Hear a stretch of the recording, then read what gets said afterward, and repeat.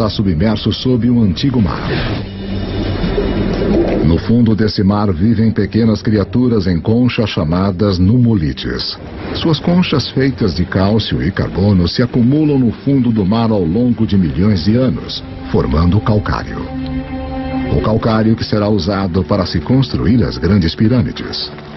Se você olhar de perto as pirâmides hoje, você ainda pode ver evidências de que esses monumentos de 4.000 anos de idade são na verdade feitos de conchas de 50 milhões de anos. 10 milhões de anos antes de nós. Há cerca de 10 milhões de anos, a Terra está se transformando no mundo que a maioria de nós reconhece. O Rio Colorado está esculpindo o Grand Canyon. Cadeias de montanhas como o Himalaia surgiram. Elas são tão altas que perturbaram os padrões climáticos, preparando o palco para um planeta mais frio. O Istmo do Panamá emerge para ligar a América do Norte e do Sul, cortando a ligação entre o Atlântico e o Pacífico, interrompendo as correntes oceânicas e levando o mundo ainda mais para uma idade do gelo. Com o planeta esfriando, os nossos ancestrais primatas ficam presos aos trópicos. Mas uma nova criatura está chegando.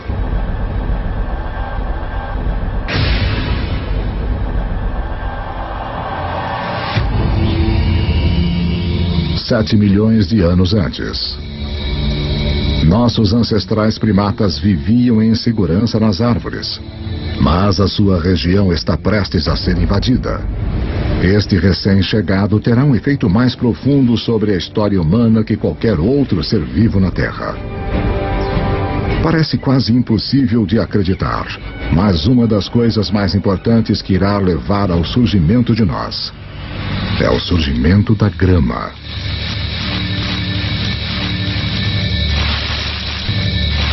Os campos de grama aparecem quase que simultaneamente em todo o mundo.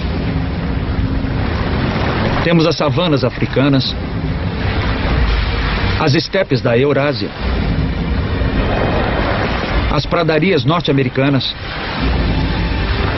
temos as pradarias da Argentina, aparecendo simultaneamente por todo o mundo. Na África Oriental, as savanas invadem a floresta tradicional, habitat de nossos ancestrais símios. Com menos árvores e espaços maiores entre elas, os nossos antepassados têm de se adaptar. Os macacos percebem que tem cada vez mais macacos na mesma árvore e cada vez menos alimentos, aumentando os incentivos para os macacos irem de um ponto de alimentação a outro, separados por pastagens. Um modo de fazer isso é correr feito louco. Outro modo de fazer isso é ampliar as fontes de alimento nas pastagens, buscando os alimentos disponíveis ali. E então alguns macacos descem da árvore para este habitat novo em folha. É um território mais adequado para primatas que podem andar sobre duas pernas. Manter a cabeça acima da grama alta para olhar os predadores. Ficar sobre os dois pés é um avanço revolucionário, porque libera as nossas mãos. Mãos que precisaremos para moldar a história humana. 2.600.000 anos antes de nós. 2.600.000 anos antes. Os primeiros proto-humanos, ou hominídeos, andam numa terra cujas rochas estão carregadas do elemento silício. Criado nos núcleos das estrelas bilhões de anos antes, o silício é o segundo elemento mais abundante na crosta terrestre. Uma das peculiaridades de sua composição química é a habilidade de se juntar ao oxigênio para formar cristais que se combinam em rochas sólidas. Rochas que podem ser afiadas e moldadas sem quebrarem. Os hominídeos começaram a fazer isso há 2.600.000 anos, quebrar sílica criptocristalina para criar pontas afiadas. E as pessoas as usam literalmente há 2.600.000 anos. Só em ter uma pedra modificada com uma ponta afiada, de repente você já tem um martelo. Você tem uma ponta de corte. Uma simples pedra modificada significa que um ser humano pode, de repente, fazer 1000 coisas a mais do que fazíamos anteriormente.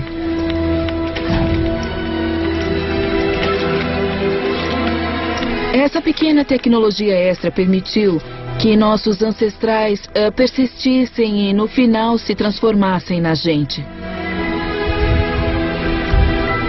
O silício lança a primeira revolução tecnológica, a Idade da Pedra.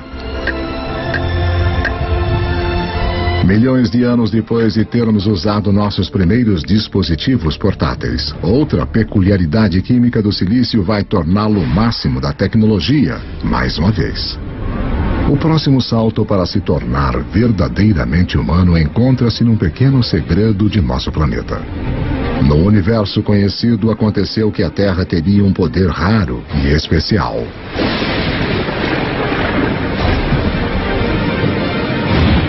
De todos os planetas e luas do Sistema Solar, achamos que a Terra é a única na capacidade de sustentar o fogo. Os outros planetas e luas têm raios e lava.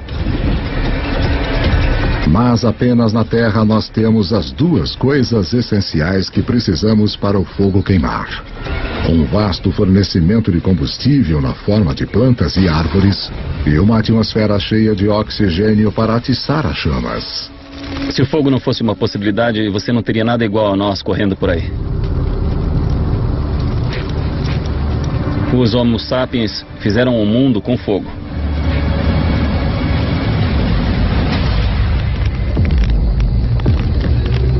Os nossos antepassados mantêm o fogo firme sob controle há 800 mil anos.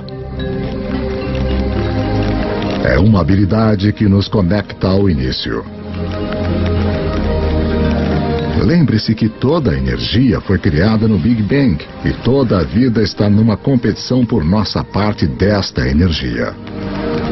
Usar o fogo para cozinhar é como ter um estômago externo para quebrar alimentos, liberando mais calorias, o que nos dá mais energia, que por sua vez permite-nos suportar cérebros maiores. O fogo é também a tecnologia de última ponta.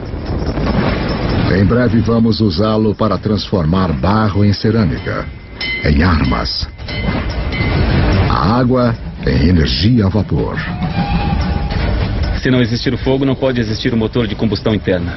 Sem fogo, não há metal. Sem fogo, não há borracha. É uma tecnologia que abre um mundo de possibilidades para as criaturas que sabem como usá-la. 200 mil anos antes de nós. 200 mil anos antes. O homem moderno tomou forma totalmente. A caixa da laringe ou da voz que está no alto da garganta em nossos ancestrais desceu. Som mais complexos são agora possíveis. Nós começamos a falar. Pela primeira vez, a informação pode ser compartilhada entre indivíduos e pelas gerações. Seres humanos ganharam uma vantagem importante sobre qualquer outra criatura da Terra. Você pode dizer, meu avô disse que quando os elefantes não aparecem, saímos para caçar zebras. Sabe, a minha tia disse que a sua prima achou um poço de água do outro lado desse rio. E todos nos beneficiamos e podemos entender o que dizemos quando estamos descrevendo o que descobrimos sobre a paisagem. A linguagem altera os humanos de serem como computadores solitários para serem computadores em rede, onde se compartilham informações. Agora, você não depende de sua experiência pessoal. Você pode pegar emprestado a experiência de outra pessoa com quem pode se comunicar. Isso é uma vantagem poderosa. Nenhuma outra criatura tem isso. Como espécie, os seres humanos tornaram-se exponencialmente mais inteligentes. O tabuleiro do jogo global foi montado e agora estamos prontos para jogar. 100 mil anos antes. O homem pode se locomover. Temos as mãos ágeis e ferramentas primitivas. Podemos nos comunicar e controlar o fogo. Estamos finalmente prontos para nos expandir de nosso lar africano. Em um caminho em formação há milhões de anos. As mudanças nos continentes ligaram a África à Eurásia na maior massa de terra contígua do planeta, a Afro-Eurásia. 90 milhões de quilômetros quadrados, mais de 2 vezes a área da superfície de nossa Lua inteira. Para os primeiros humanos, isto significa que mais da metade da Terra no planeta pode ser alcançada a pé. A dispersão humana foi uma virada de jogo crucial. Nós somos um dos poucos primatas que vivem em mais de um continente ao mesmo tempo. Então, isto significa que nós estamos mais protegidos do que outros primatas aos tipos de coisas que causaram as extinções dos grandes mamíferos. É um seguro contra a extinção. A dispersão é o seguro contra a extinção. Mas justo quando o mundo começa a abrir-se ao homem, o planeta se volta contra nós. Uma idade do gelo começa. Agora, o planeta vai nos testar como nunca. Há 50 mil anos, as geleiras começam a avançar para baixo do Polo Norte. Ao mesmo tempo, os humanos continuam a sua conquista do mundo, chegando na China e na Austrália. Há cerca de 30 mil anos, o Homo sapiens chega à Europa pela primeira vez. Há cerca de 20 mil anos, com o gelo se aproximando do seu maior extremo, a marcha do homem atinge a tundra gelada do nordeste da Sibéria.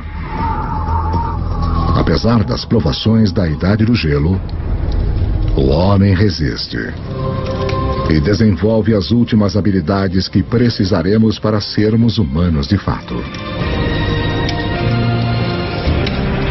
As pistas se encontram nestes símbolos. Temos um passo intelectual para pensar além do que é aqui e agora, além do que é simplesmente necessário para sobreviver. Nós só podemos começar a dizer que temos um organismo que é humano, que é mesmo que nós, quando começamos a ver a evidência do pensamento simbólico. É quando começamos a ver uma foto de uma vaca, que todo mundo vai reconhecer como a imagem de uma vaca. Porque só quando começamos a ver todas essas coisas, podemos dizer que aquilo é humano. Pessoas ou criaturas que pensam como nós, que veem o mundo da mesma forma que nós. E a partir desse momento, a história humana foi marcada por ser diferente de qualquer outra espécie neste planeta. Agora, com uma quantidade enorme de água do planeta presa no gelo, os níveis do mar caem de 90 a 120 metros. A última grande barreira para a disseminação do homem desaparece. Nós chegamos ao Estreito de Bering da Sibéria à América do Norte. Estamos contando a história do mundo em 2 horas, e em apenas uma, mais de 13 bilhões de anos já se passaram. Estes anos de preparação permitiram que o homem finalmente surgisse e se espalhasse pelo planeta. E a história humana que conhecemos pode de fato começar.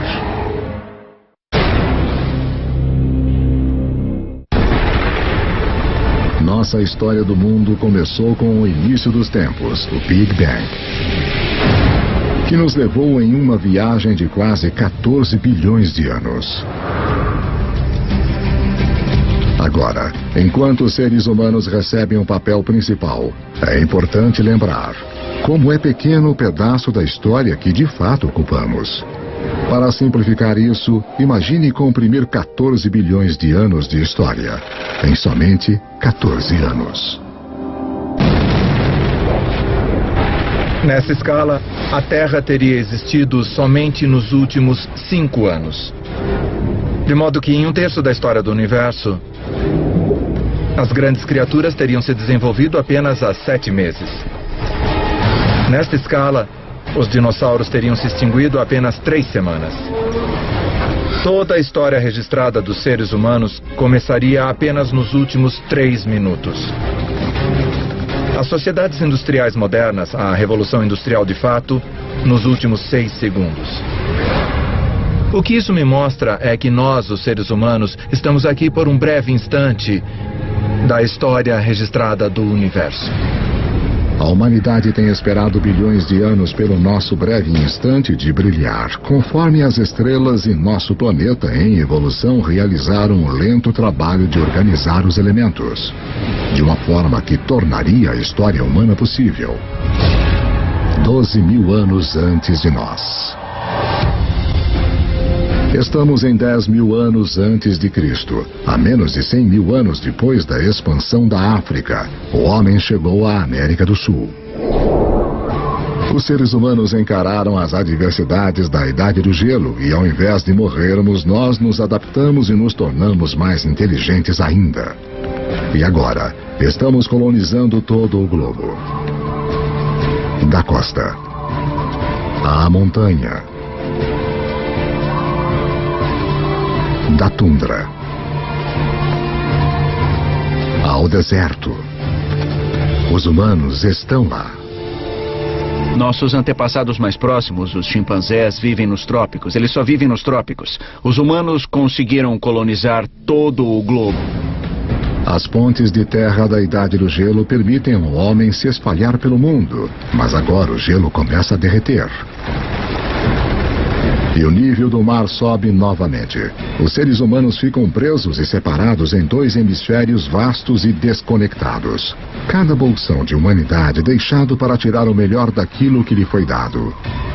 Conforme as geleiras recuam, elas esculpem lagos, rios e baías. O mapa como nós o conhecemos emerge. Na África, o aumento da chuva faz com que o Lago Vitória e o Albert transbordem e formem o rio Nilo do Egito.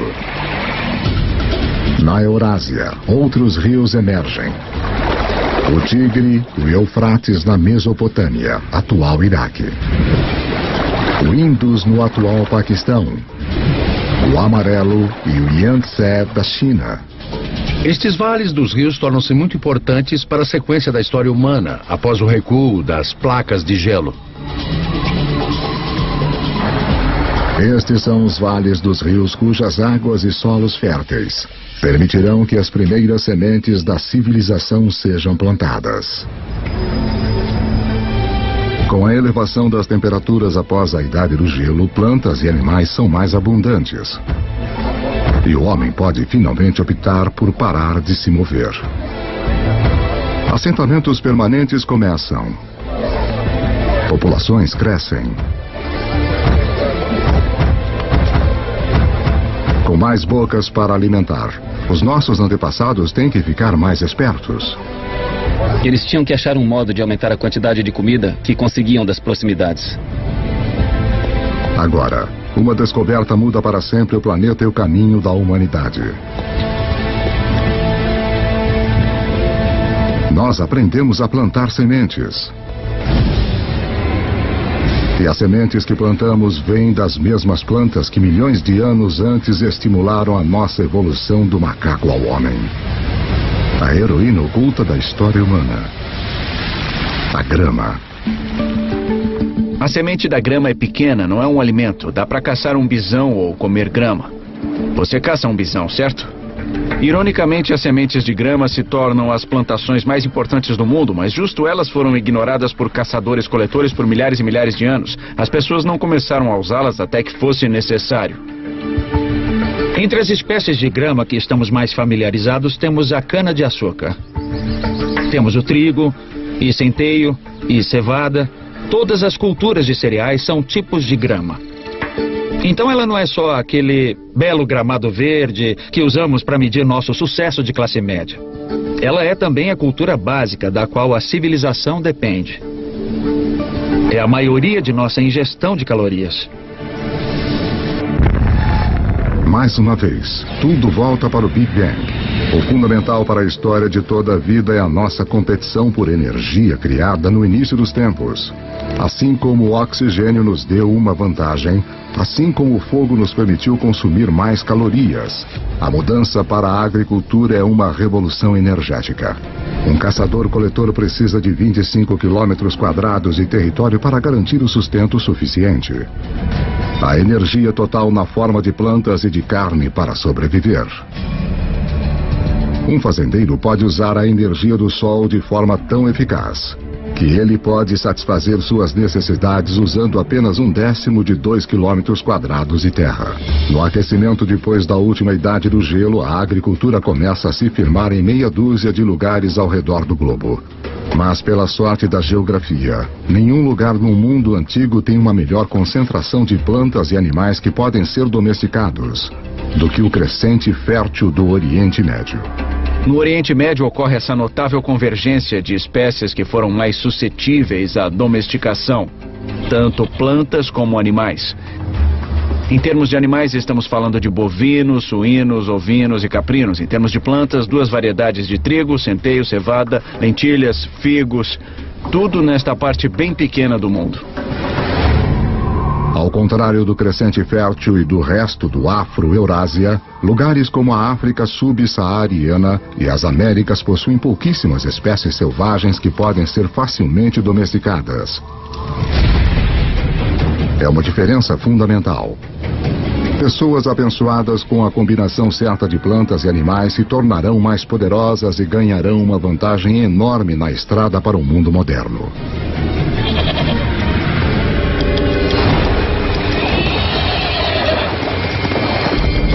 Um animal que dá a qualquer ser humano que saiba domá-lo uma vantagem quase imbatível.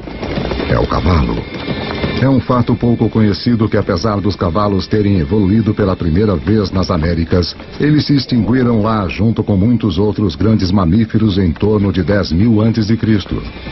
Havia pelo menos 3 espécies de cavalos da Idade do Gelo na América do Norte, talvez até mais. Alguns pequenos como pôneis, alguns grandes como Clydesdales, e eles evoluíram na América do Norte por 40 milhões de anos. Eles faziam parte da história e aí sumiram. Eles se foram. Estes poderosos aliados em potencial desapareceram antes que pudessem ser usados pelos primeiros norte-americanos. Felizmente, antes que isso acontecesse, muitos cavalos escaparam pela ponte de terra do Estreito de Bering e espalharam-se pelas grandes pastagens e terras de estepe da Eurásia Central. Uma fuga apertada que teve um efeito profundo sobre a história humana. Por volta de 4.000 a.C., os povos nômades da Ásia Central aprenderam a domá-los pela primeira vez. Cavalos domesticados serão usados em toda a Eurásia, participando de tudo, do trabalho até a guerra. Talvez nenhum outro animal tenha tido uma maior influência sobre o curso da história humana. E a volta completa demoraria outros 5.000 anos. Quando Cristóvão Colombo traria cavalos com ele em sua segunda viagem para as Américas. Os seus cavalos seriam os primeiros a pisar seus cascos nas Américas desde a grande extinção há mais de 10.000 anos. 6.000 anos antes de nós. 6.000 anos antes, a domesticação de animais e plantas prepara o palco para a próxima fase da história humana.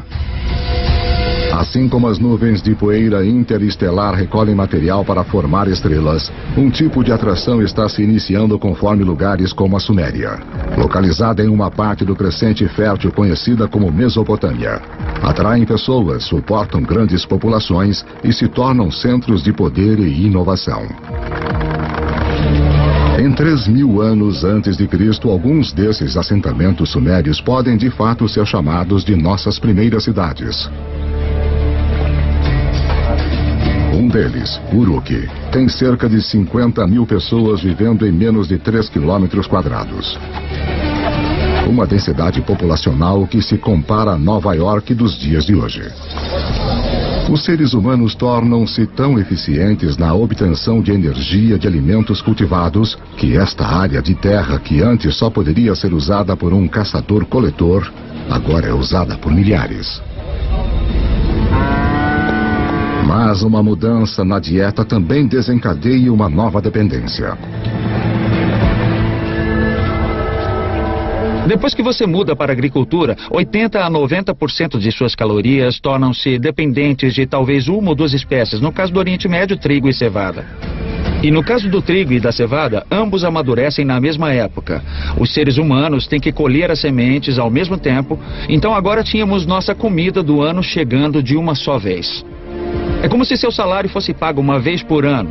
Você precisa guardá-lo, você precisa planejar. Porque se inevitavelmente a sua plantação falhar, você passa fome. E você não vai ter outra chance por mais 12 meses.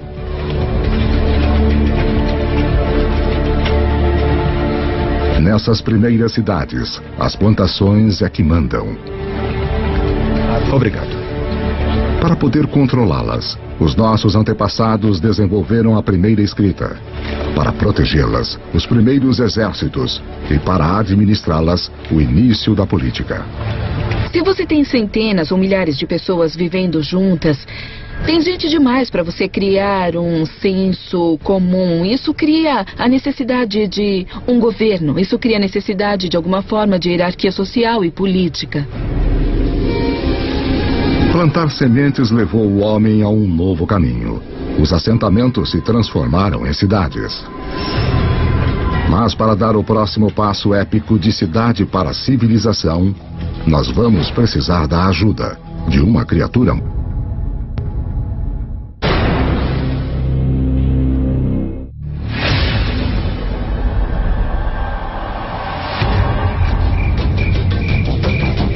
Cinco 5.000 anos antes. Depois de peregrinar pela Terra por mais de 100 mil anos, a humanidade começa a se assentar. Nós nos aglomeramos perto dos rios, ao longo do Tigre e do Eufrates, do Nilo, do Indus, do Amarelo e do Yangtze. As civilizações estão prestes a decolar. Mas antes, todas elas devem dominar uma coisa: o comércio. Quanto mais trocam bens e aprendem com outros lugares, mais rápido elas crescem. Parece que o comércio e a comunicação a longa distância é um precursor necessário que permite a existência da civilização urbana como a conhecemos. E surpreendentemente, as primeiras civilizações surgem nas costas de uma criatura com uma reputação humilde no mundo moderno: o burro. A caravana de burros é a rodovia interestadual e a internet de alta velocidade da época. Suas rotas irão lançar as bases para o mundo moderno. Canaã. Transportando não só bens como madeira e bronze, mas ideias e histórias. As civilizações que eles irão conectar serão algumas das primeiras descritas na Bíblia. As rotas das caravanas convergem ao Golfo Pérsico, onde se ligam aos navios que transportam mercadorias para a Índia. Isso essencialmente criou um grande intercâmbio cultural e material entre estas civilizações e foi de fato o início da tendência à globalização. Essa é a chave para entender como nosso mundo funciona até hoje. Assim como as primeiras civilizações, nós comercializamos e formamos redes. Essas redes formam centros. E ao longo da história, estar neste centro significou uma coisa: a quantidade